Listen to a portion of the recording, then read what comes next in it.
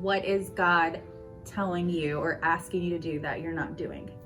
And that spoke volumes to me because I knew exactly from that moment what he was asking me to do or telling me to do.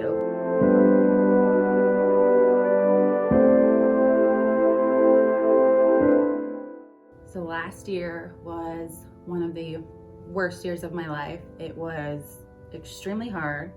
I had depression and anxiety and just a lot of other multiple things going on in my life to where I wasn't making the best decisions for myself. I was, with depression, I just felt extremely alone.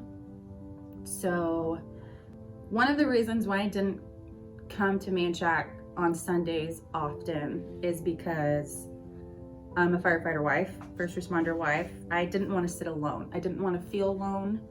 So I would text Tommy Thomason, who I've known pretty much my whole life, to see if he was coming to church. And that was the only way I would come to church. And if he wasn't coming, I didn't go. But I did start coming to Manchaca's volleyball. And I started working for Manchaca's Kids Day weekday. I knew that some things had to change, and I started doing things slowly. By doing that, I started opening friendships. I started opening those doors little by little, which led to me getting invited to the Manchaca Women's Retreat. With that being said, I was super nervous. I obviously felt alone in my depression and in my anxiety, so I didn't want to go to this women's retreat unless someone I knew was going. The one person that I did invite to go, or I knew she was going, backed out that day. So in my mind, I'm just thinking, I'm not gonna go. I'm not gonna show up because I didn't want to sit alone. Being included is something that was very important to me, and I just didn't want to sit alone.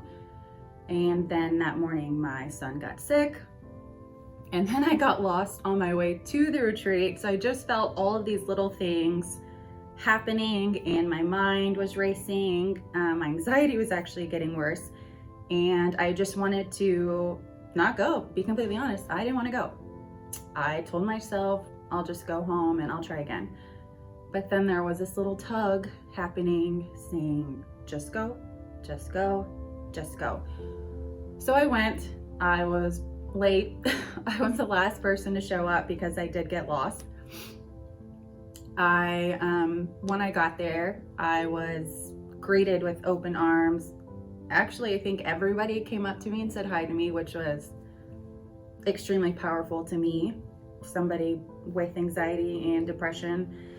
So I felt seen right away. I felt loved. And during the women's retreat, we went off into small groups. And during those small groups, I think I had 4 people in my group. And one of the questions that was asked was, what is God telling you or asking you to do that you're not doing? And that spoke volumes to me because I knew exactly from that moment what he was asking me to do or telling me to do, is how I put it. And that was, I needed to go to church. I needed to have that community with me. And I also needed to get my children into Sunday school so they can start learning about Jesus as well. That has been a goal of mine since forever. And I just never did that. But at the women's retreat, I knew from that point on, hey, Ashley, you're here for a reason. And that's God telling you, hey, Manchaca is your home and these women are inviting you to be here. Go. Get out of that comfort zone. And I did. I jumped into that, how do you say it? I jumped into that bowl not knowing what the outcome was. I just put my foot out there and I took the step, and that women's retreat completely changed my life. From that moment on, as Kevin says, I felt the Holy Spirit in me, and I've never felt that before in my life. And I have been a Christian since I can remember. So this feeling is just amazing. And from that point on, my relationship here at Manchaca Baptist Church started growing. I didn't sit alone anymore. I wouldn't be where I'm at today if I didn't take that step or leap of faith. And from there, God has opened more doors for me.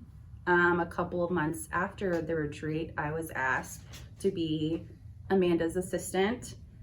And from there, I just feel grateful and I feel blessed because I know God is working in my life, and I know if I didn't take that leap of faith, I wouldn't be where I'm at today. Hi, I'm Fojtik, and this is my story with God.